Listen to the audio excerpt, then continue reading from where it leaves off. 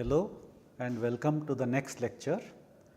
Before I start, let me summarize what we did in the earlier lecture. In the earlier lecture, we gave an introduction to computers and outlined why we really need to use them for calculations in chemistry. We discussed algorithms and we discussed a simple program. We talked of operating system, not too much about them, but we are going to use the Linux operating system, not Windows, because Linux is a free software and a very powerful software at that. The sample program we did last time, but we did not execute the program. Now, what is the meaning of execute the program? The program that we wrote was in a Fortran language. So, to execute that, it has to be converted into a machine language, into an executable file. Okay? So, that I will explain how to do that. So, that process is called compilation. Compilation is converting your program file in a programming language. It could be any language, Fortran, C, Pascal, BASIC, and you want to convert that into an executable file. An executable file is the one which actually executes. Okay? So, there is a command for that. The command is F77 program.f. Here that F77 is the command and prog.f is your program file which was written in a Fortran language. In some situations where F77 is not working, you may have to give gfortran. So, gfortran is another compiler. Gfortran is a compiler very much like F77. Some systems may want gfortran, some systems may ask for F77. Both these are commands in that computer. So, using that command, you convert that prog.f into an executable file. Now, the name of that executable file is a.out. So, let us not worry at this time all the details. The main thing to learn here is that F77 or gfortran is a command which converts your prog.f into an executable file called a.out. And how do I run the program? Simply type ./a.out. So, you please remember this ./a.out. All the programs that you compile, it will be converted into a file called a.out and you execute it by typing ./a.out. There are other ways of doing it, but we will do it as we go along. Okay. Once you type a.out, the computer will ask you to input that number m. So, let us see what that program was. The earlier program was you read any integer, sum all the numbers up to that integer and write the sum on the screen. So, once you compile and type a.out, it will ask you to input this value n from the screen, because that is what this star means. Read n from the screen, sum all the integers up to the value n through this do statement. A do statement is nothing but it will repeat all the operations till this 10 continue until the final value of this integer variable is reached. I is an integer variable, it will go from 1 to n and it will sum all the values, then finally write that thing on the screen. Star refers to screen. So, in the program you read n, wrote the program, compiled the program. When you execute, it will read n from the screen, do all the calculation and finally write n and m sum on the screen. Once you get n and m sum on the screen, your program work is over. Okay. So, we talked of compilation, and so I have already reviewed what all I have said in the last time. Now, let us discuss what are the types of files. We already talked of Fortran files. What were the Fortran files? Prog.f, qchem.f, stats.f. Any Fortran file will have an extension .f. So, instead of Fortran, suppose you had used a C language. If you had used a C language, you will call prog.c, nmr.c. All the C programs will have an extension of .c. Now, you can have other extensions also. Suppose you have lots of data. So, to identify a file as a data file, you may just want to call it with an extension .dat, kinetics.dat, my data one. You can give many names, but it is always good to give a name which gives you an idea what you are trying to do. So, what are executable files? You already knew ./a.out. This is an executable file. You can, instead of ./a.out, you can call it a prog.exe. You can give many names, but executable files will have a .exe extension. Remember, I already told you that when you do F77 prog.f, it creates a file called a.out. When you, if you want to compile a C program, it will be gcc prog.c, but to run the program again it is ./a.out. Remember again, you write a program in the language of your choice, you convert it into an executable file and execute the executable file by typing ./a.out. So, this is what we did earlier, write a program, compile the program and execute it. Okay. Now, again let us summarize what we did. We talked of algorithms, remember last time we talked of algorithms. What are algorithms? These are nothing but representations of program in a very unambiguous way. Okay. So, whatever program you want to solve, like the last one, okay, it is a very simple program. You want to have unambiguous sequence of steps or statements for carrying out that task. So, often when you write an algorithm, it is a long sequence of steps. So, and it is easy to get confused when you have a long number of steps. So, it may be better to write it as a chart, that is called a flow chart. What a flow chart does, it outlines or represents the algorithm in a pictorial way, so that the control of flow is easily visible. For example, what are traffic lights? What traffic lights do? It says that green means go, red means stop, yellow means be careful. So, a flow chart is just like a collection of traffic signals. So, let us consider this particular example of this flow chart. What I want to do in this case is, I am given energy in one particular unit and I want to convert that energy into different units. For example, let us say that the value of energy is given in kilocalories per mole. Let us call that x. So, if you have energy in kilocalories per mole, I want to convert that into say electron volts, into say atomic units and into say in joules. So, I want to convert my given energy into different units, and this is a common requirement in chemistry, because you get energy in some units, you want it in some other units. You can of course use a calculator, but if you have a program which converts from one unit to all other units, at one shot you have got all the answers. So, this is what I will do in the next program, get the input in some unit kilocalories per mole and write the output in different units. So, this is the flow chart. I have an input, the arrow says, I will read and go to this, what this oval shape tells me, in how many units do you want the energy to be converted. Okay. If you do not want to convert, say none and the program will stop. But if you want to convert in electron volts, in atomic units and in joules, you want to do in 3 units, and what we will do in the next slide is to convert this into all these 3 units. And this will also allow us to know how programs are written, how the operations in program are done, like multiplication, division. Okay. So, remember, now I want to write a program. Actually, it is a program for the previous task, but of course, converting units from one to other is a very precious thing, because you need to do it all the time. So, first one is a comment card, C is a comment, read the values of energy in kilocalories per mole. So, the first line says read into bracket star comma star bracket complete x. You know from last lecture that anything into bracket star comma star means read that object x from the screen.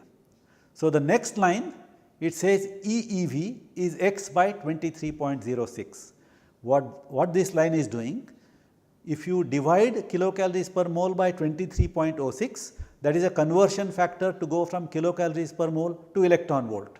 So, the first line converts your energy from kilocalories per mole to electron volts. So, you got energy in this line in electron volts.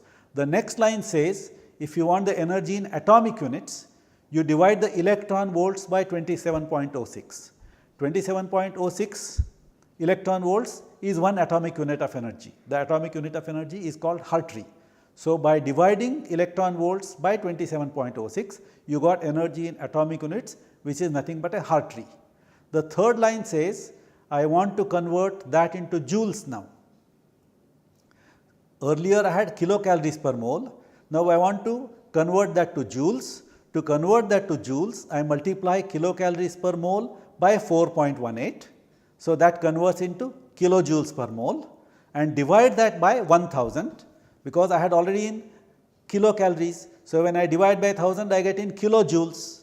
Now it is kilojoules per mole. So when I divide kilojoules per mole by the Avogadro number, I get just in kilojoules. So I want to go from kilocalories per mole to joules. To do that, I multiply by 4.18, divide by 1000, multiply that by Avogadro number. Remember that this Avogadro number is in the denominator because I have an object per mole and I divide number per mole. So per mole and per mole cancels. So what I get is energy in joules. So once I do this calculation, I want to write all these results on the screen. The way it is done, write star comma star, that means again on the screen. Now I have done something different from the past. I have put inverted colon and energy in kilocalories per mole EV AU J, and this bracket should not be bracket, but it should be that inverted colon. Remember I have a one colon here, it should, instead of this bracket it should be a colon. So whatever is written between two colons, it is just printed on the screen. So what this line does, it writes all these things, energy, mole, etc. on the screen. Remember this is not a bracket, it is a colon. Just as I have this starting colon, I will have a starting colon here. So it will write on the screen, and the next line says write star comma star X, EEV, EAU and EJ. So this is the line which really writes all the four quantities on the screen. Now why have I written this energy and all this in quotation?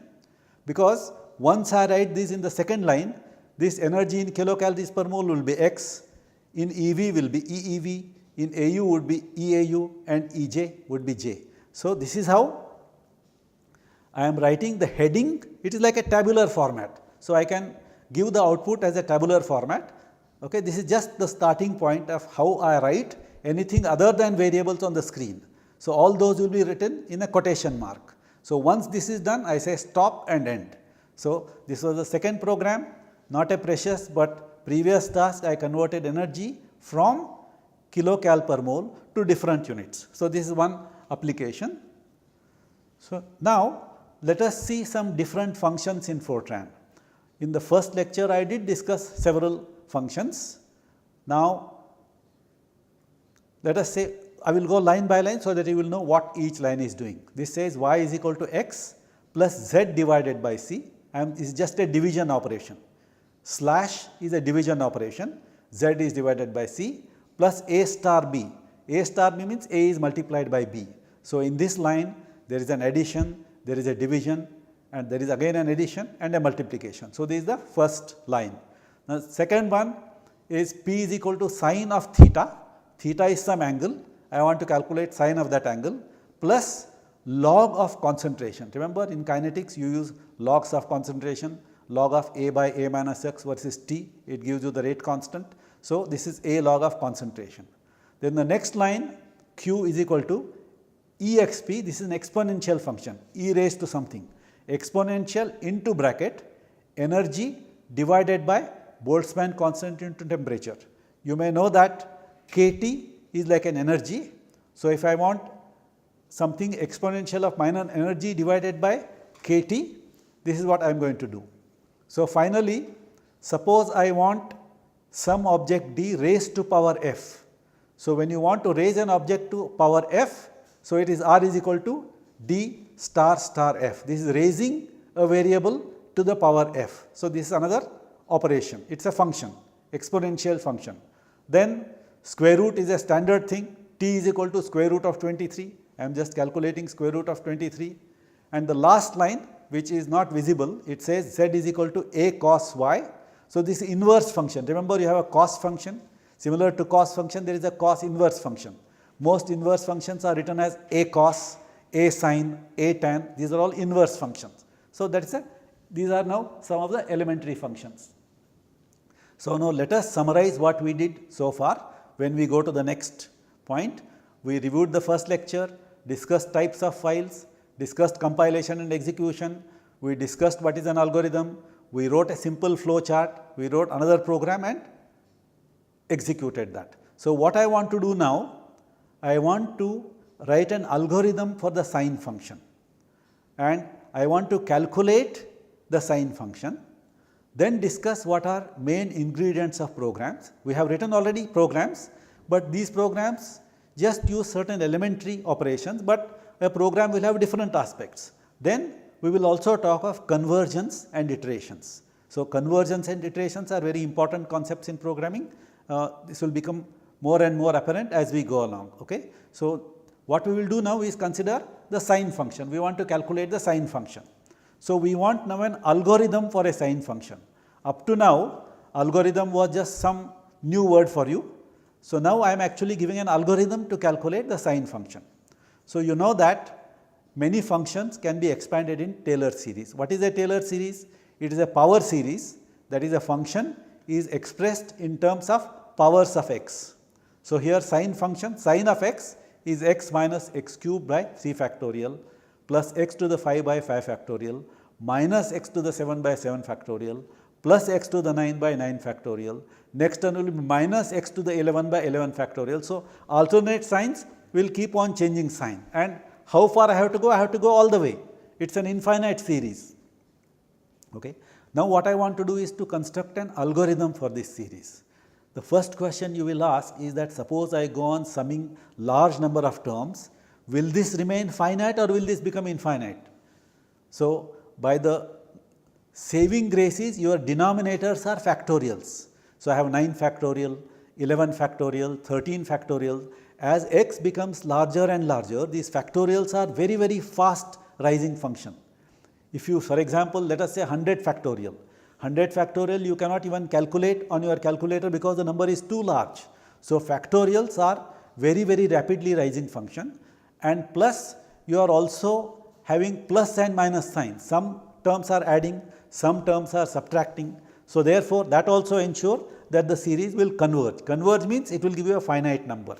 So, on a computer you can only calculate those functions which are finite. If it is infinite, you will get an error. Okay. So, now what are our observations of these terms?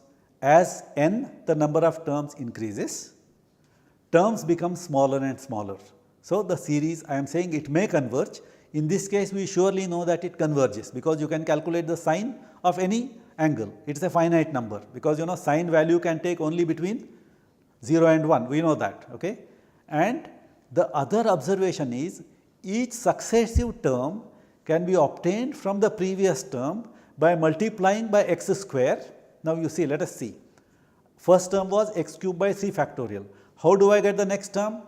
Multiply by x square and divide by 4 and 5. I had a 3 factorial. How do I get 5 factorial? By multiplying by 4 and 5. How do I get the next term? Change the sign. Remember, from first term, from second term to third term, I change the sign. So, next time I again change the sign. So, x fifth was there, I multiply by x square, change the sign and multiply by 6 and 7. So, I got 7 factorial. How do I get the next term?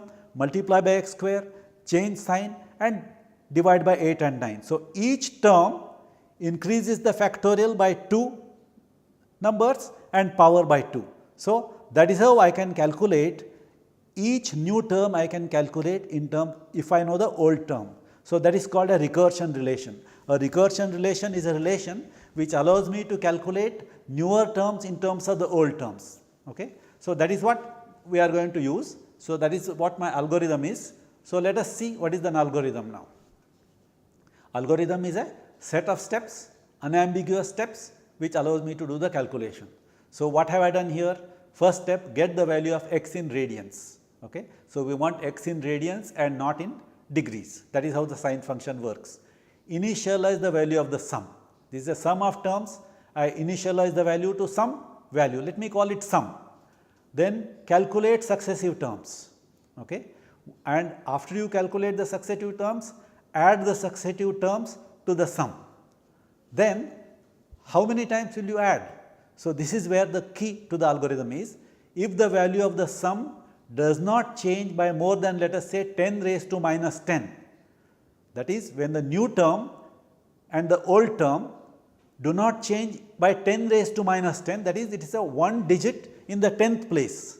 So, then I stop adding successive terms. Okay. So, once my term becomes very, very small, smaller than some object, then I stop the calculation and print the value of the sum and the number of terms. This is my algorithm. So, that is what now is done in this program. So, now this is a program to calculate sin x. So, again we will use the same do loop. So, in this case we cannot use a do loop because we do not know how many terms we have to add. So, we have to use a slightly different trick. So, that is an if statement. So, if statement allows you to go from one point to another based on a condition. So, let us again go linearly step by step. First line is comment program sin x. Okay. This really is a program to calculate sin x. Now, I will write something on the screen. Remember, I told you whatever is written between two quotation marks, it is written on the screen. Write star comma star quotation mark, input the value of theta in degrees, again quotation mark. So, whatever is in this, so when you execute the program, the first thing you will see is input the value of theta in degrees, so that you know how to give a value of theta. So, once that theta is given, okay, so I am saying next line should be, which is missing here, read star comma star theta. So, after this write, the next line should be read star comma star theta, and it is only when you read that theta, then I will convert x into radians. X is equal to theta star 3.1415265, this is the value of pi divided by 180. So, I have got the value of x in radians by multiplying theta by pi and dividing by 180. Remember, between this write statement and this x, there is a line read star comma star theta, that was missing here. So, in a way sometimes it is good to miss something, so that you will start questioning. Okay. So, whenever you hear many things, you have to practice and do it. Computer programming cannot be learned just by listening or hearing or seeing. You have to execute it, and we will execute in after 1 or 2 days, we will execute all these programs and show you on the screen, so that you know that what we are saying actually happens on the computer terminal. So, I have initialized the value of x in radians, I start sum is equal to 0. So, this is my first, I have initiated sum equal to 0, term is equal to x and denominator is equal to 1. Remember, the first term was sin x is equal to x, okay, and end term is equal to 1. So, this is the first term. So, what is the new value of the sum now? Sum is equal to sum plus term. Term was x and sum was 0. So, in this line 10, this 10 is a line number. Remember, all these lines from first till last, they all start in the 7th column. That was one of our key ingredients of programs. Only line numbers are written to the left of the 6th column. First 5 columns I can use for line numbers, and the first column would be for a comment card. This was a comment card, now it is a line number. So, what have I done here? I have said sum is equal to sum plus term. The first sum will be same as x. Now, see the next line, denominator is equal to denominator plus 2. Okay. So, earlier my denominator was 1, now the denominator has become 3.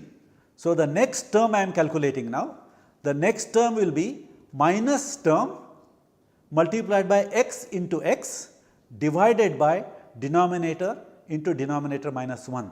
So, what was denominator here? Denominator was 3. So, what this does? 3 into 2.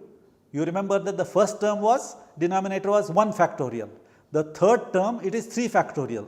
So, by doing this term equal to minus term into x square by this, I have got the second term, that is minus x cubed by 3 factorial. This was my second term.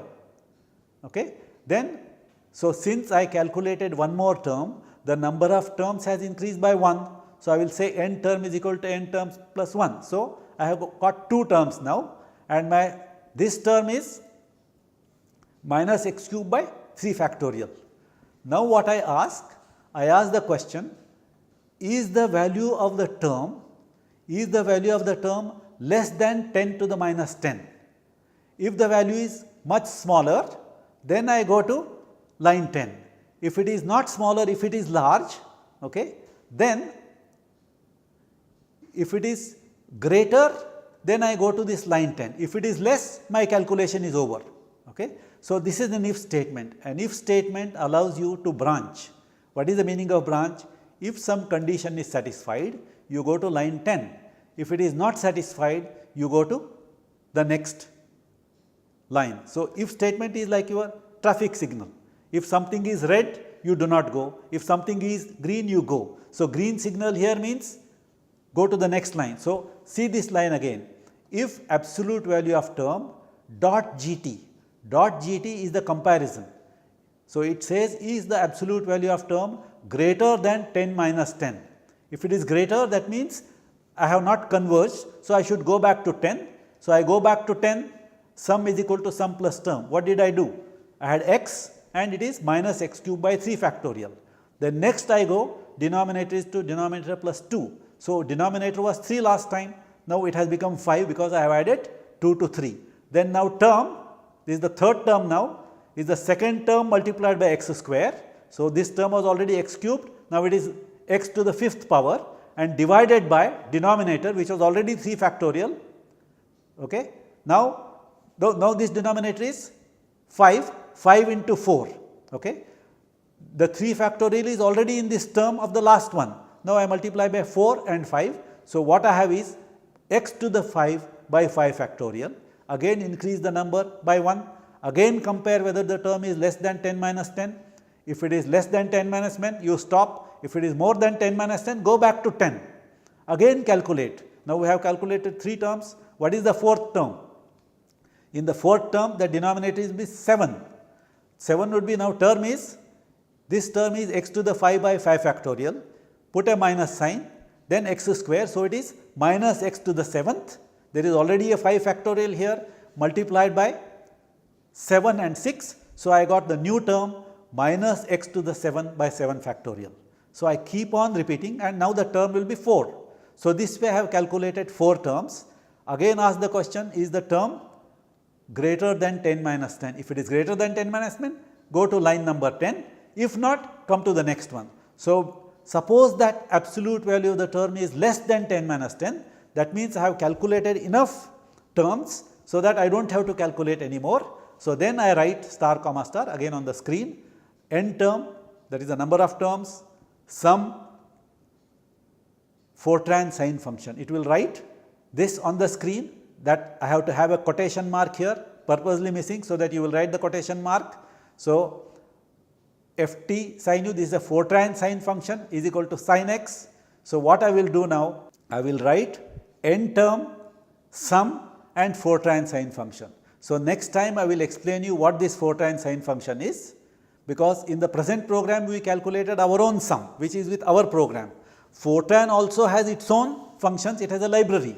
This sin x is a Fortran function, what we calculated sum is our sine function. So, we will calculate our sine function with the Fortran sine function, and it allows us to learn whether our program is good or not. So, what we have done today is that we wrote another program which was for a sine function, gave the algorithm for it, and in this algorithm each new term is calculated in terms of the old.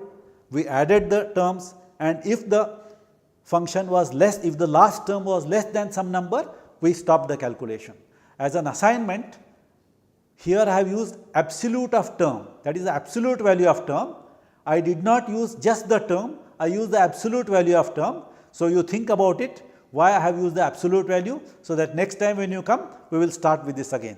Okay? So, I hope you have learnt a little bit now what an algorithm is, what a program is, how to write a sequence of steps, what are line numbers, where you start the program lines from the 7th column, and this theme we will be using throughout in our course. Okay? I will stop here and continue with other programs in the next class. Thank you.